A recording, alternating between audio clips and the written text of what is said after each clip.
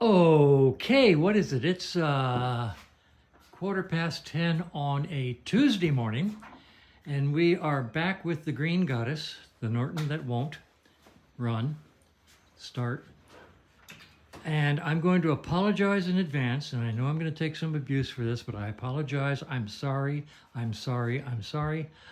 We just put another carburetor on the bike. And we're going to try it one more time, this time with a different carburetor than the one we've been using, even though we know, you know, everybody knows we went through that other carburetor at least 6 times. But we put a new carburetor on it, and because I had it on the shelf. Didn't have to do anything special, just took it off the shelf and stuck it on the bike. Because single carbs on Nortons are really easy to change. It's like a 5-minute job, truthfully. So anyway, we put a new carburetor on it.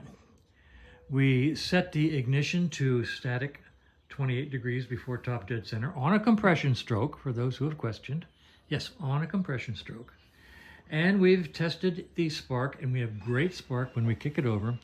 So we're going to lower it down now, and we're going to try to start it. We are going to give it no more than, what do you say, 10 good strokes? Maybe? Go to 15. All right, we'll give you 10 to 15 good strokes, and if we don't get any joy out of this bike, at this point in time, I will declare that we have eliminated the carburetor.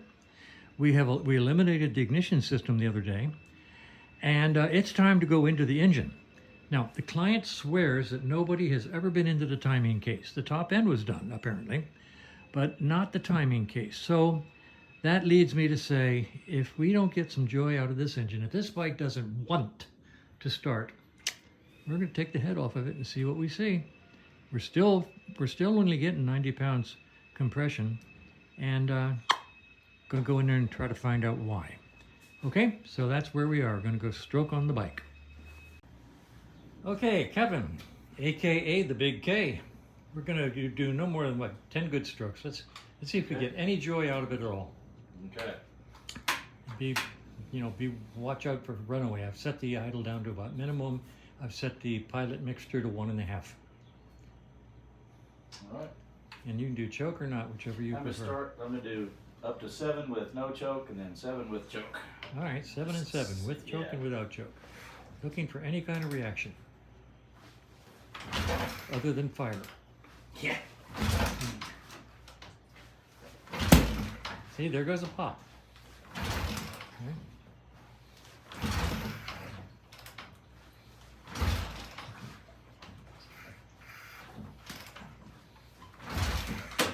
All right, well, that was good with no choke. Now we're going to do choke.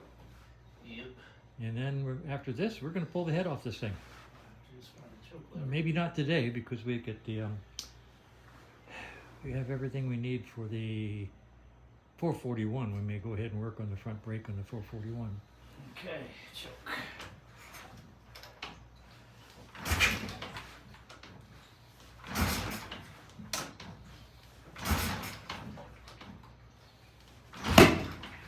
Pop.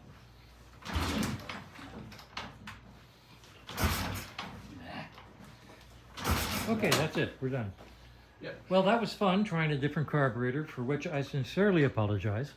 So we have, at this point in time, eliminated carburation. I think we've eliminated ignition, and that leads us to go inside the engine. The client swears nobody's been in the timing cover since the bike last ran ever so long ago.